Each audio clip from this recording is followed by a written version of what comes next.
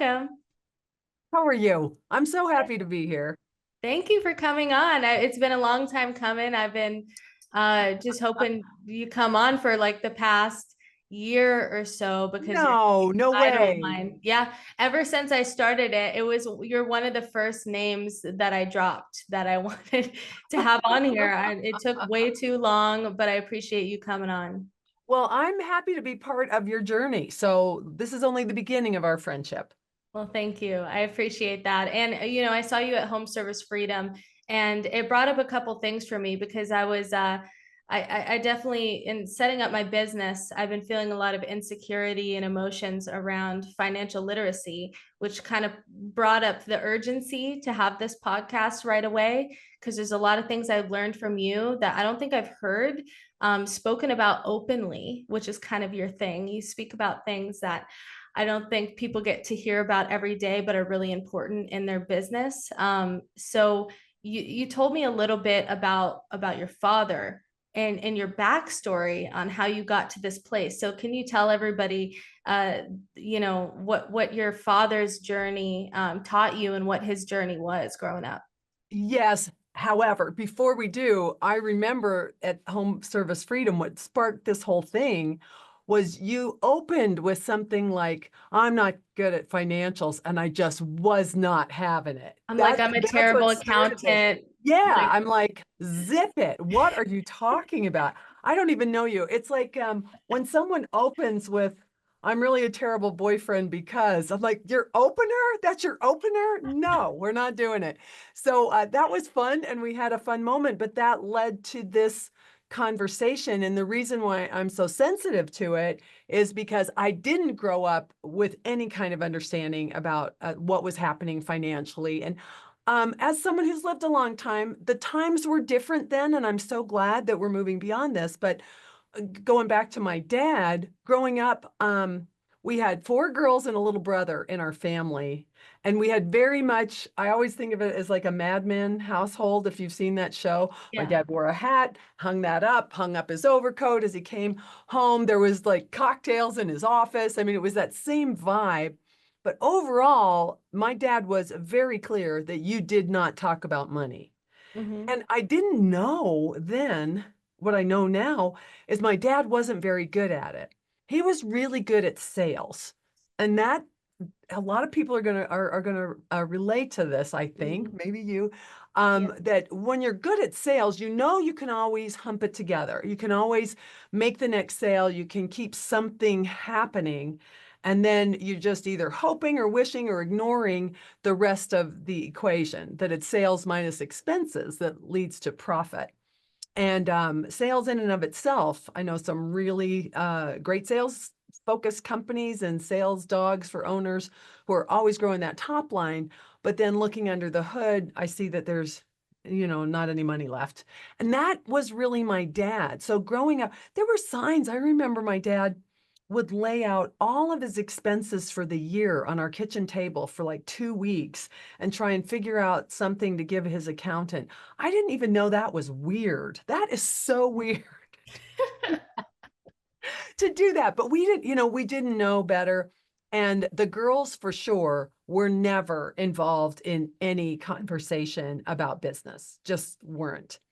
And then lo and behold, I mean, I grew up very privileged. There was a lot of money when I was growing up. However, my dad lost it all.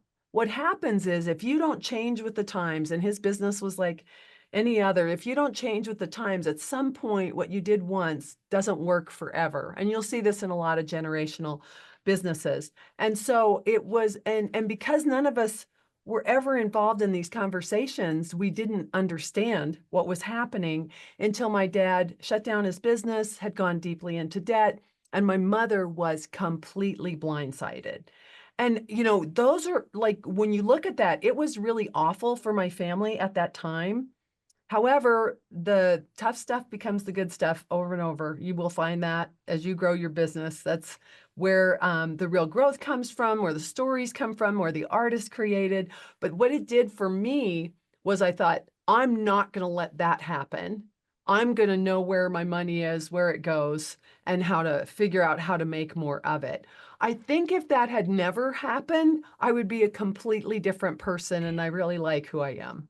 Yeah, it's You like know a what I mean? fundamental of what built this entire career and future for you. And usually kids Yes. go either they go in the path of their parents or they go and rebel against it. And thank God you you rebelled against that to help all It of took these me a minute contracts. though, because then like when I was working with my husband, I mean, so I went out and I made my own money and I balanced my checkbook. So I kind of knew where my money was, even though I'll tell you, I graduated with a degree in business administration and my sister showed me how to balance my checkbook. I did not learn that in school. I still didn't know how to do that, even Wow.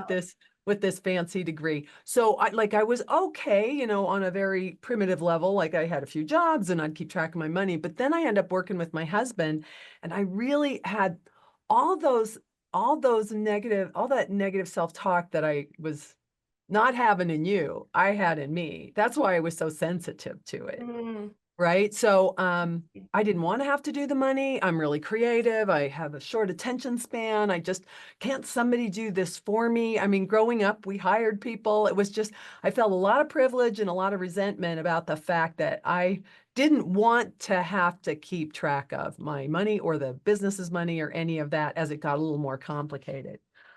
But luckily, I found a mentor who was so tough on me. And so that's why I can be a little bit tough. I'm not as tough as he was. Dear Frank Blau has changed a lot of lives, including mine.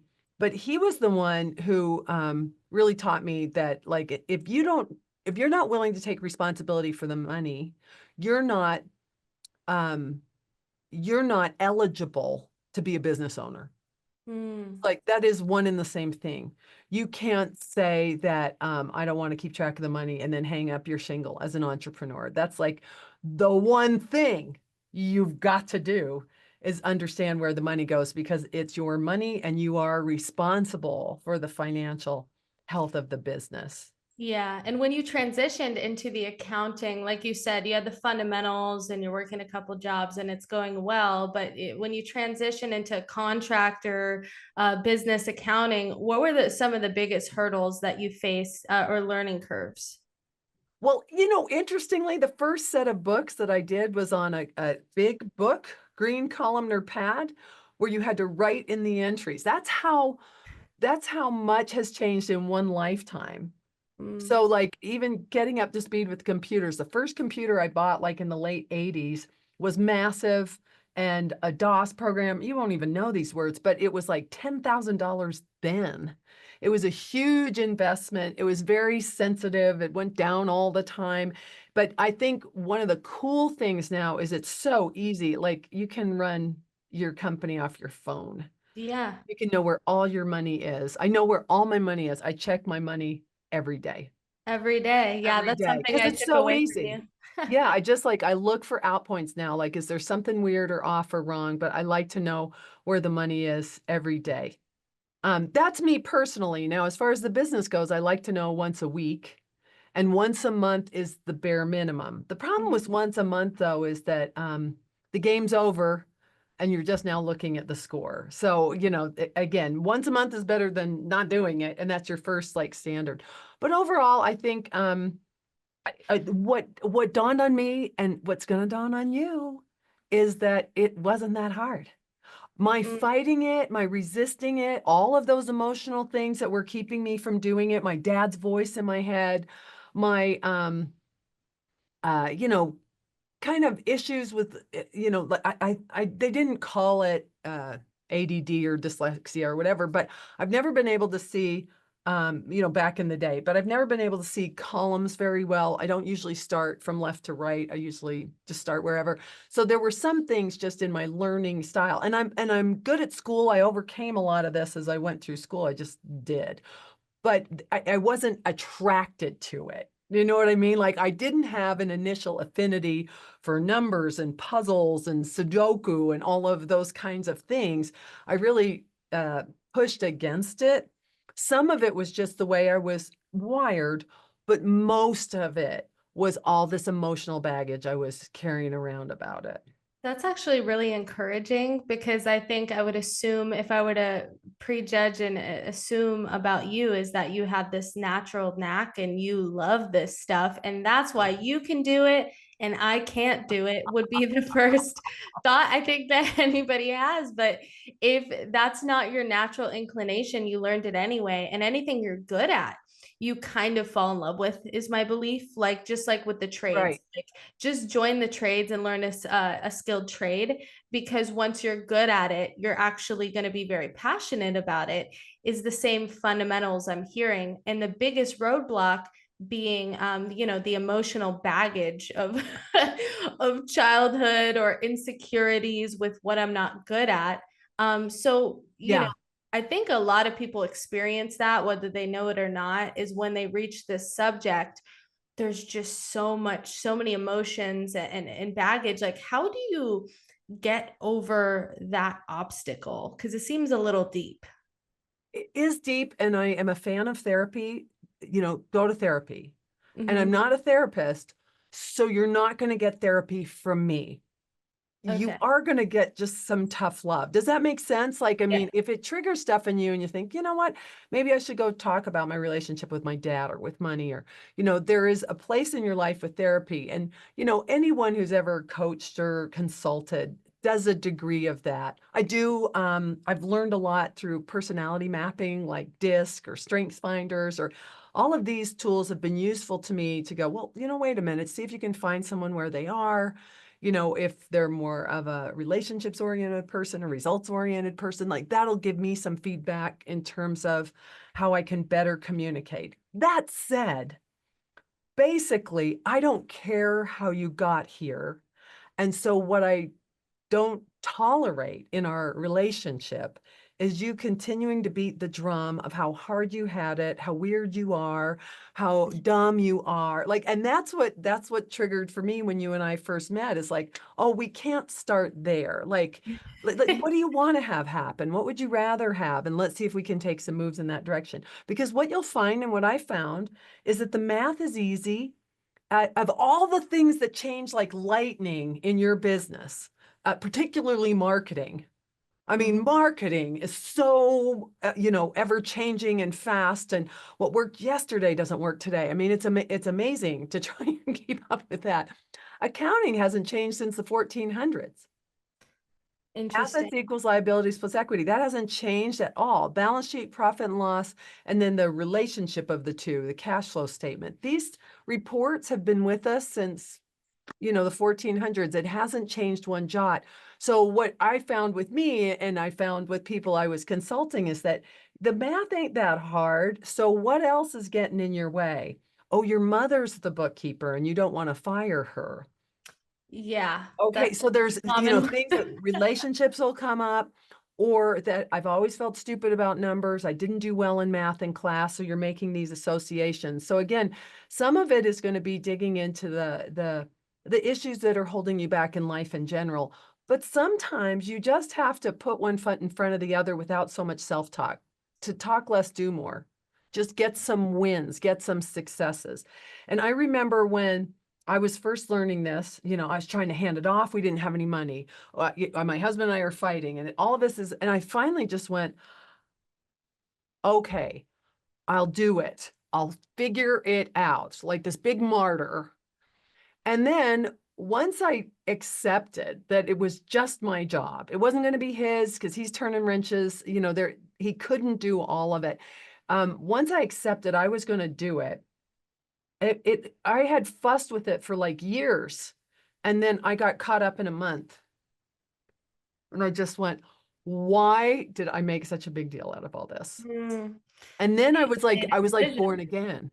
Yeah. Like, it's not that hard, you guys. Yeah, those are the inner, like you made a real deep 100% decision that Mhm. I'm going to do this Yeah. instead of finding every distraction and all of those blockages coming up. And that makes a lot of sense, even just from our conversation and getting honest about, yeah, I really am like running away from this and hoping and crossing my fingers that I won't have to deal with this part of the business as a business owner, which is Yeah. insanity. Now I see it's just being honest about it helped me tremendously, and being called out on it.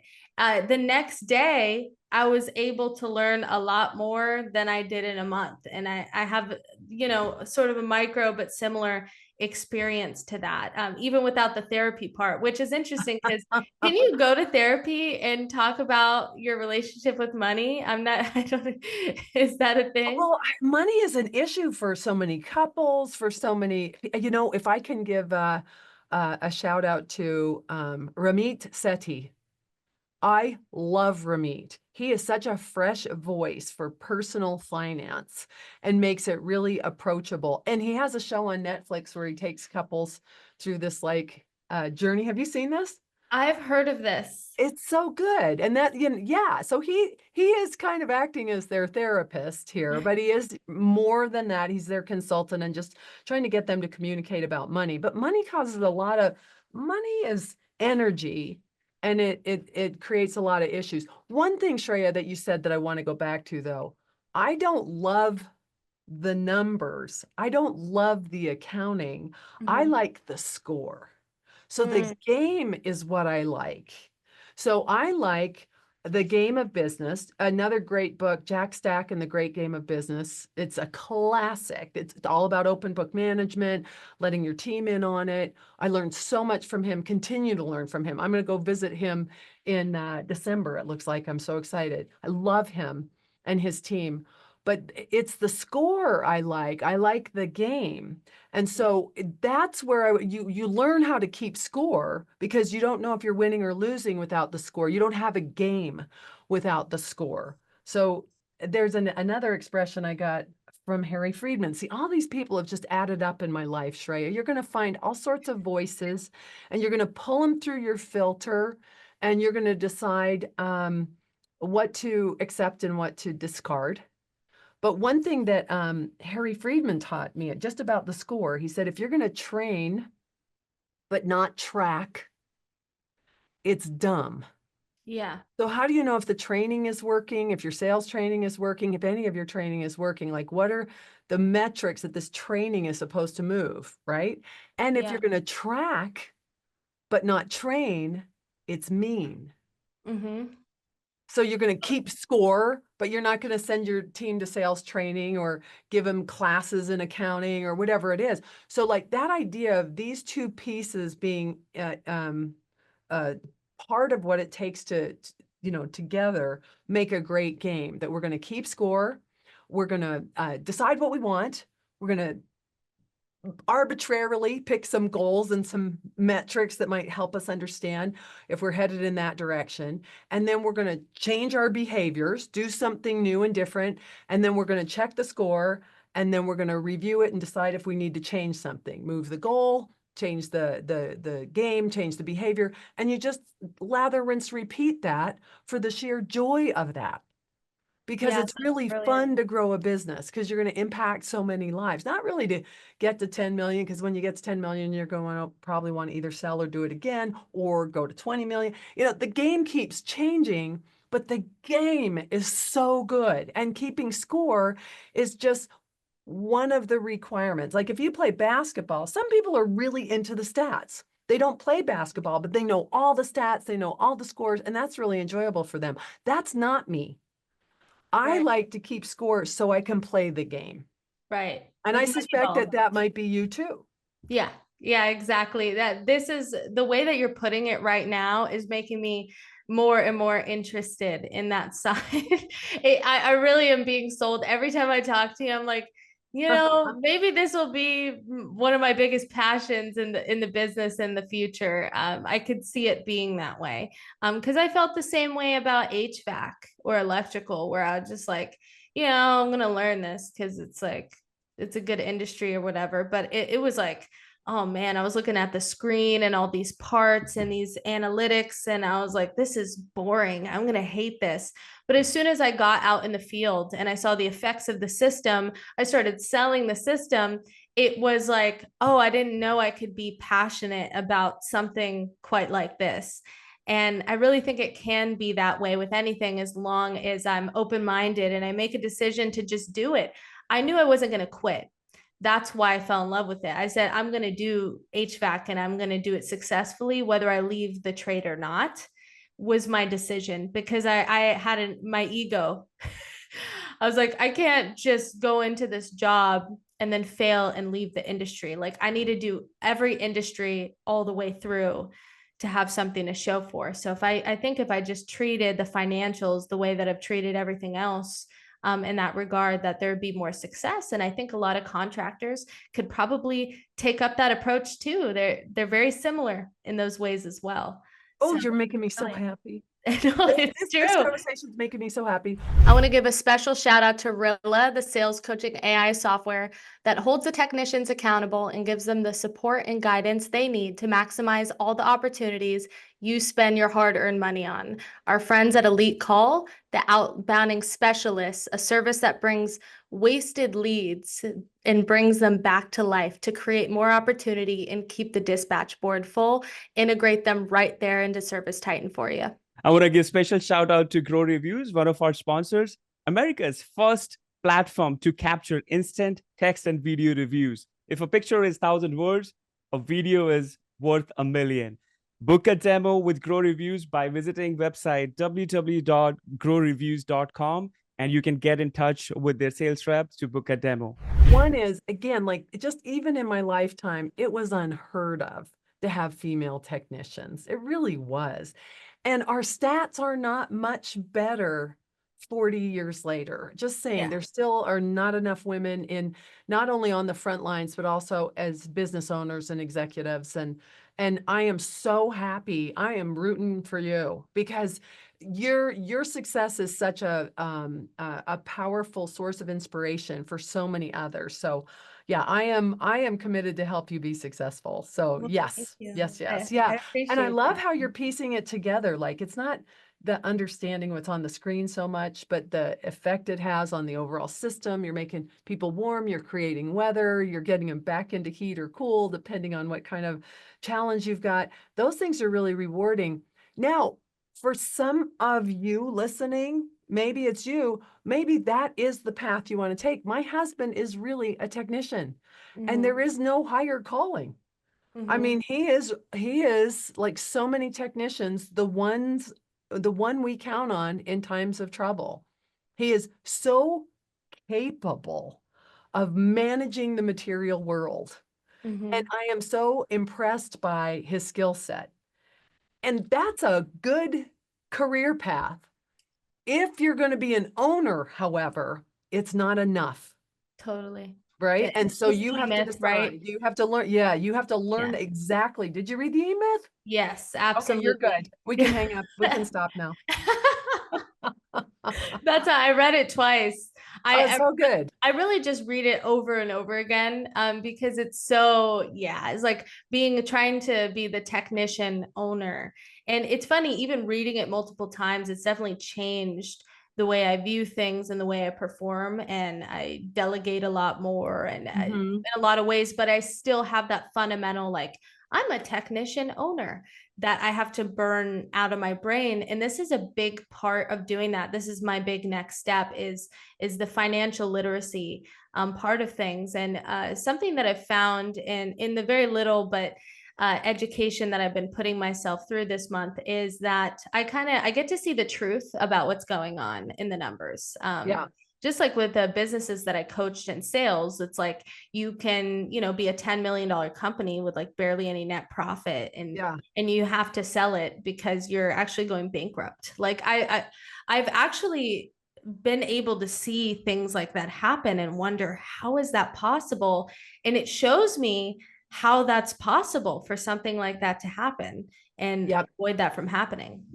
Well, let's talk about metrics, because here's another thing. There aren't that many numbers that really matter. So one day I went into someone's shop and there was a huge wall, maybe 10 feet high, 20 feet wide, and it was all like map taped out. Okay, so it's a giant grid. Mhm. The boxes are small. They're like, 6 inches by 2 inches across this massive board. And somebody was handwriting in statistics for all of the tax. Now we have Service Titan now. We can look at dashboards. We can, but still, like the number of metrics that were up there, the juice ain't worth the squeeze to get that many numbers. Do you see what I mean? Even if you can get them on your phone or whatever, there's a couple things to take note. One is the more metrics you go after, the less likely they are to be current and accurate. All I right. see. The more buckets you're putting information in, the more confusing it can become. But there's 3 main KPIs Okay. for every business ever. I think you've heard me say this. The number one, the only reason a business exists is to increase an enterprise value. So the Mhm. business's purpose is to increase in value. And that means we have to pay attention to sales, profits, and cash. Those 3 metrics will build a balance sheet that is going to be worth something to sell or to keep or to expand. All right. The idea of a business only exists to grow and to increase in value. Now, that doesn't mean that's why you exist. It has nothing to do with you. Yeah. Right? You decide you're going to get in this car or buy this car or build this car from scratch or add a couple cars to your garage. You're going to grow a business for the wealth that you could pull out of an increasingly valuable company. And then you use that money, because money is energy and money buys options, Mm. fulfill your own personal whys, to just put some fuel on the flames. Money, what is Zig Ziglar says, money's not the most important thing, but it's right up there with oxygen on the gotta have it meter. Yeah, he's my favorite. I love Zig, love Zig.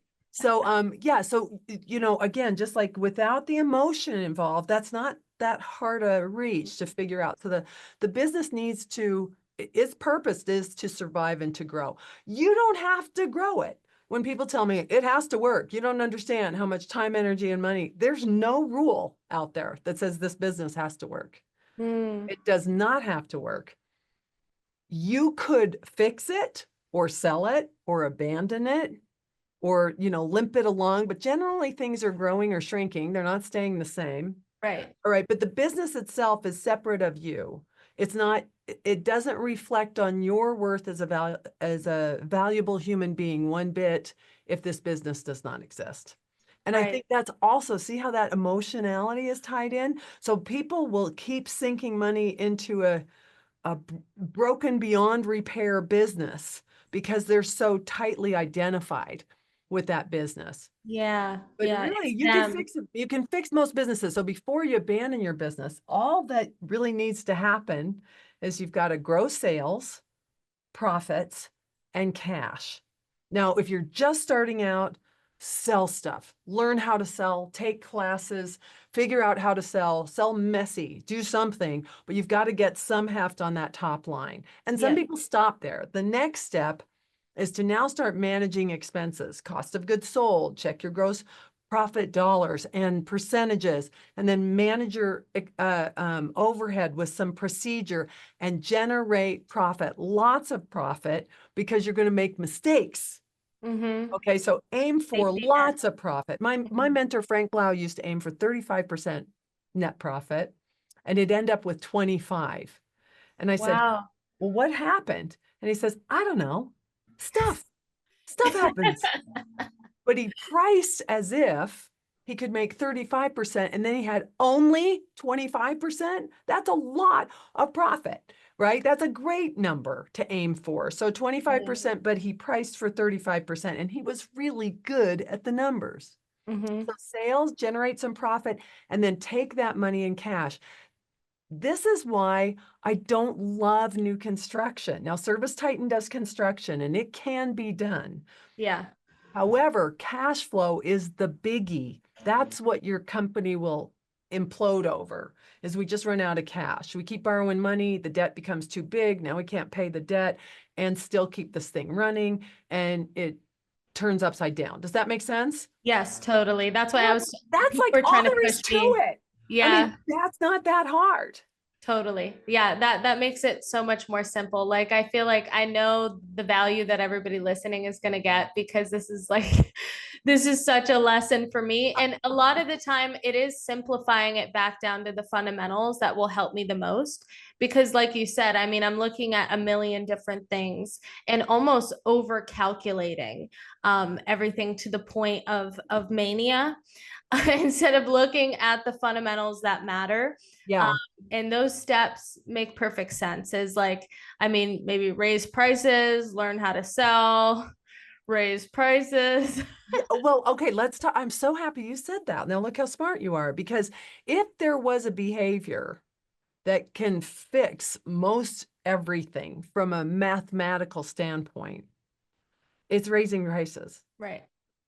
And that, like, and people will say, well, I can't raise my prices until I'm better. Okay, like I need to improve operations. I need to, like, my guys are a mess, the trucks are a mess, the whole bit.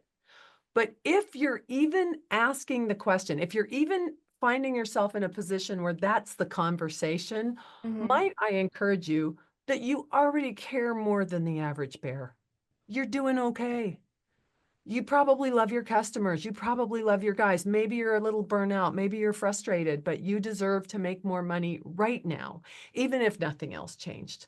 But Yeah. if you make more money, then you can spend it on those things that are bothering you. And you relieve the Buys- burnout. I'd rather do 3 calls a day and sell $90,000 days in HVAC, right? Than running 5, 6 calls a day, being completely burnt out, and it's just not enough to support everything.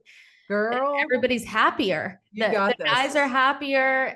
Of course, the objections are like, oh, well, my guys, it's almost like their technicians have to approve the moves that they make with the company, like raising the prices, right? So they're like going to their boss, the technicians, to make sure it's okay.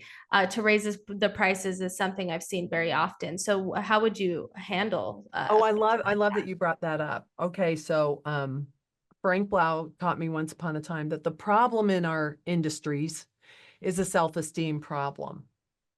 Is that when we give someone a selling price of like $500, $600 an hour, or whatever you've got baked into your pricing, your price book, someone might say, and they may not even say it out loud, but they might think, I'm not worth that to do this. Okay, so one of the things that is required as a business owner, you're going to wear a lot of hats. The financials are one.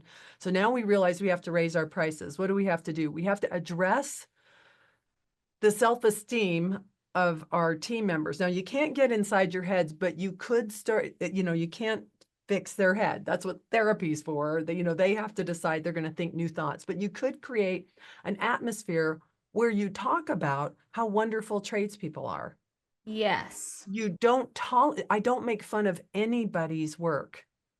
When it's on Instagram and someone will make fun of like this guy, Yeah. I never do that. Just don't do that. That person is doing the best he can do. And if it's a homeowner, it's because he wasn't well served. So that's on us.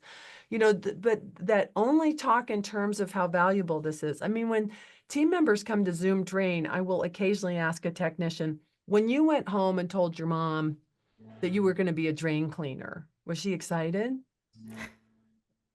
No. Okay, so drain cleaning is an honorable trade. We prevented more disease than doctors will ever cure. It's the essence of plumbing. It's been around for 4,000 years, and it's the reason why we can survive in society. So we're going to talk about the skill set that you're going to learn. You could make great money in any country, anywhere in the world. Your job will never be outsourced. You're going to be saving people from not only, frustration and gross, you're going to be keeping them healthy and preventing diseases, right? So that's what we're going to talk about when it comes to drain cleaning. To this day, I used to think drain cleaning was, oh, please, no, we're not ever going to do that, are we? Now I think it is the best of the trades. I love Yeah. Zoom drain. I love the drain cleaners. I love what we do. Electricians wrangle lightning. Isn't Yeah, that amazing? It's absolutely. amazing, It's right? not And the type so, of thing anyone could do. Like a homeowner can't even DIY that part. And I love that you're tackling the root problem of this, which is a self-esteem issue, and that you can have a culture of raising esteem with your technicians. Like you're right, like the fundamentals of somebody's private life, like you can't really, force them into therapy as a business owner, but I did learn from Joe Crisera, you can raise people's esteem in a moment. Like that's what the magic moment is that he teaches is you could raise, we use it with the I love clients. Joe. Yeah. Yeah. Is like, hey, your family is really lucky to have you. You took all day off work just to meet with me and take care of this while they're at, while they're doing their thing and not interrupting their day. Just anything that's sincere, that Mm-hmm. is praising their character, and not any surface level things. That person, I've watched it, becomes a different person in front of me. Somebody that's worried about price, a client, ends up being a premium buyer because they feel like they're worth the job that they're buying by the end of the appointment. So if we did that with technicians in every meeting we have with them, in why am I putting that effort with the client and not my own techs sort of thing? All they do, I go into shops all the time, is they just like go into them and they pressure them, they go into them, the type of language they leave feeling emasculated from Yeah. those meetings. Yeah. Yeah, and just it's all about the love. It's all about the value of what we do. As someone who can't do these things, like you actually have the skill set. And I think sometimes that trips people up. Like I would never pay $500 to have this done because I can do it. I can't do any of it. If I were on Survivor, I would die. I would just die. I'd just die of, heat, exhaustion, and starvation and no water or something. I just don't know how to get these But things. that's your Like, superpower, is because you can see the different perspective and where they're missing the mark. Because yeah, truthfully, I can't. Like, I am more of a salesperson than I understand it very well. I could build out jobs for people on a blueprint and I can do that sort of stuff, but I can't install the job. So that's my superpower, is I see it as worth a lot more than a mhm. technician sees it. Right. And then I can sell that perspective to him and transfer my belief to the technician that you're worth more. Yep. You know? And you know what happens when you do this? And I'm a big fan of, we have Sales Pro, we have Rilla, you can listen to the calls and you can coach off of that. But it is not the end of the ride along, because the ride along, that time you spend shotgun, is so important. Don't look at your phone. Don't even coach for the Yeah. first couple of times. Just like go make a friend, go find out what's important to that person, find out what his family is like, what he's had to, what's his story up until here? How did he come and find you? What are his goals? I call that the been, now, and going story. Like, tell me where you've been now, like, where are you now? How do you feel about where you are? What do you really want to have happen? Those make for interesting conversations with people. And as you get to know someone, you fall in love with them. And love is really the basis of what you're talking about. My sister, Trish, I tell this story all the time. She's a kindergarten teacher for 30 years, and then she became a college professor for 20 years. She's known what she was always going to be a teacher, and at 18, she got started. But I said, when you go into her classroom, it's like just 5-year-olds. If you've even been around 2 5-year-olds, that's a lot. All right. And her classroom is just like this buzz of activity and energy and fun, and different things are happening, but it's not, it's not a mess. It's delightful. And I'm like, how do you do that? And she says, well, there's 3 things that make for great classroom culture. One is you get your kids to fall in love with you. And that's why substitute teachers don't have it so easy, because there's no love. They don't know each other yet, right? So you get your kids to fall in love with you, and you do that by falling in love with them. And you do that by asking them questions. And when you find out who they are, you can't help but love them. And when you love them, they will love you back. And I found that I'm crying, but that is like, when we fail, think about where the love is in this relationship and see if you can't rebuild. So one is to get them to fall in love with you. And then the second one is systems and procedures. So the first 2 weeks, they have songs, they have drills, they count how many steps till they hang up their coat and their backpack. And then this is where the pencils are and the paper and whatever, because she says, if a kid breaks his pencil and they don't know where to get another pencil, they're going to disrupt. Okay, they don't know what else to do because you haven't given them systems and procedures for getting through the day. And it takes a minute. So you're going to drill systems and procedures for how this classroom works. Doesn't this make terrific sense? And then this is the last one. You load them up with meaningful, appropriate work. That's why when you're not busy, it's more drama at the shop, like get them working or send them home. But I mean, your job, if you're going to have technicians, is get enough calls. So as the owner, you've got to figure out the financials. You've got to figure out operations, and you definitely have to figure out marketing. I mean, you're signing up for those things. But doesn't that make sense? Get them to fall in love with you, systems and procedures, and load them up with great work. That's so brilliant. From a kid, she's a kindergarten teacher. Yeah, and now she teaches early childhood education. Wow. Yeah, I we know. can learn a lot from those kids. You know, those kids are functioning better than a lot of technicians in the field there. I love teachers, but think about like how applicable that is to what we do, right? And you know, so I'm always looking for, Shreya, the few things that make all the difference, the few numbers, I'm always fighting fancy. There's no KPI you haven't heard of. There's no mystery KPI that will tell you things you don't know. They're all out there already. Pick a few, drill them with your team so that they know, start to connect behaviors with the score. If we do this, we're going to get a better performance, like sales training, like ride-alongs, and even those apps like Rilla and Sales Pro, they're great because once you build the relationship, someone is going to be eager to get your feedback on what a great job they did. Right. Exactly. They do, you know, I've had the pleasure of like training teams that are using Rilla, and they ask us to review the call. They ask, right? Because listen to this one. Yeah, because they have a process that they're going off of. One, they have like an expectation. They're going off of, let's say, like Joe Crisera's process specifically, and then they're being measured on Rilla, and they see it as a support system to them. And then third, if we even forget to review the call, they'll remind us because they want us to hear it. So it's like that's possible for a traditional technician to perform that way with the culture around him for sure. Yeah. And something like I think the last subject that I was really curious about is obviously, you know, AI in the trades is head fast and moving very quickly right now. So, you know, what place does AI have in what you're doing with educating financials? And a lot of people want to go straight to the full automation of these things that we're talking about. So is there anything they need to look out for? Oh, it's such a great question. Okay. So one thing is I embrace AI, Chat GPT. I mean, in general, think of automation and artificial intelligence as a way to handle the housekeeping so we can do the human stuff, so that people can focus on things that you require a human for. Like in that basic construct, I'm like, bring it.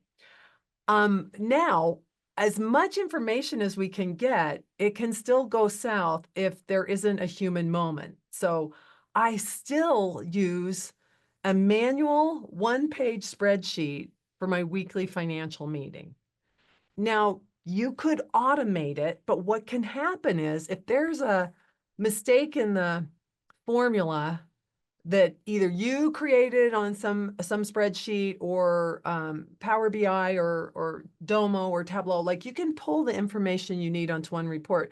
There is no one report in your accounting system or in Service Titan that has the main KPIs on one report. They're measuring different things, and you might need a couple of dashboard reports, but I don't mind a manual dashboard report because somebody has to look at the reports and type in or write in the number. And that person would go, that can't be right. That's weird. How come it's less than it was last week? It should be more. Maybe there's a mistake. There are often mistakes. And this is what you're going to find, like the numbers don't lie. Well, they don't, but they could be wrong. There could be a mistake. That labor didn't get set up to code to service labor. It's going to install labor. And one of your numbers is off and it looks weird. And we're making decisions off of this data. When the first question should be, do we know that that's right? Has anybody checked that process that goes from the time card all the way into the accounting system to make sure that it's lined up properly? So I don't mind manual moments to, bring the human in. So it sounds like that's contradictory, but it's not. Use all of these tools, but then put manual moments in your system so somebody has to just eyeball these things and make sure we're on the right page. That makes perfect sense, especially if it's easier to understand. Like for me, I compare it to Rilla. You can't just have Rilla alone. There is a person that's managing it, and that's maybe a sales trainer that is, or a call by call manager or a salesperson that's managing the account to run the training. But if I just relied on everybody just using it by themselves, that's where people see problems happen. So it makes sense that, especially with something like financials, that are we still checking it and looking at it and not fully relying on this new AI system to do everything for us, and it's 100% correct, because we could have even put the numbers in wrong and it did it all right to the end. So yeah, that makes sense, just to be safe in that way and to still always check your numbers. That's a fundamental that'll never change, even if AI is a part of your business. Is that right? Yep. Yeah. Just gotta look, and then watch for out points. If you know what you should have in cash every day, if you're looking every day, then and all of a sudden it's really off, then you're going to ask, is that right? Like my first question is always, is it right? Don't start making decisions on erroneous data. Verify the data and then decide, oh, okay, now what is a B? Oh, that explains it. Like if labor as a percentage of sales spikes and you go, whoa. And then you talk to somebody. What do you think happened here? It looks like the accounting is right. We checked that. What do you think happened? Oh, well, I sent everybody on vacation, paid them, and so sales didn't go anywhere and expenses went up. So you got sacked. So again, like going back to the game, now we're sacked. That's not the end of the world. Now we know. Good thing we checked with the service manager, because she knew. Like it again, like just talk to people. It's not all going to come from the numbers on the wall or on the spreadsheet. Like just talk to people. Okay. All right. So what are we going to do now? We could have a contest. We could go find these leads that we missed and see if they're still available. Like you would go do something to see if you could mitigate the loss for the month, and that's a win. One friend of mine who has just a delicious, huge company had a really rough August. And in September, they didn't do much better, but what they did is they focused on sales and tried to squeeze as much sales as they could out of their leads. But they also played defense and went through labor. This is painful. Your number one expense is labor. Does somebody have to go? Does somebody have to move? Do we have to have guys on call, or, people on call instead of bringing them into the office? There's some tough decisions, but what they did was they really strengthened their awareness of the expenses, particularly materials, labor, and subs. Those are the biggies. Marketing. Okay, so pay attention to those few. Now, when they crank sales back up again, they're going to make a lot of money. Right. Yeah, that makes sense. So good. Because they're watching, they're looking, they're preparing for the next step based on what the numbers are telling them before it's too late. Yeah. And think too, like, well, that's great for them, but the people that they're sending home, these are not easy things. I'm not discounting that. However, if the company doesn't continue to increase in enterprise value, the company goes away. Right. Like your responsibility is to keep the ship afloat. Like and you only can survive a bad month because you had good months. Totally. You got to make a lot of money, especially in a seasonal business, so that you can ride out some of the months that might kick you in the ass. So Yes, we could talk forever. Well, let's do this some more, right? Yeah, we're gonna we'll do a part two for sure. yeah, I'm sure we'll we keep it will do a going. part two. And I just wanted to shout out your books because I happen to have them right here. Yay! Where did the My money background's go? blocking it out, but whatever. They're probably just not even watching this and listening instead. Well, if you go to my name, Ellen Rohr, ELLENROHR.com, you can get a copy of Where Did the Money Go for free. You can download a PDF. Well, I just preferred to pay for it personally. Love that about you. People say I bought my book and I say thanks. They say I haven't read it yet. I'm like, that's okay with me. I mean, as long as you bought it, we're good. I read it for sure. I have a Yay! how much should I charge and where did the money go? So I'm gonna link that below this video for everybody to Thanks. just have a fast, easy way to get to that. And if anybody ever wanted to contact you for consulting and they really want some extra help with their business, what's the best way to do that? I don't do consulting on the general anymore. I am working with Service Titan, and I love Service Titan. I love Zoom Drain. I'm still a founder and a shareholder at Zoom Drain.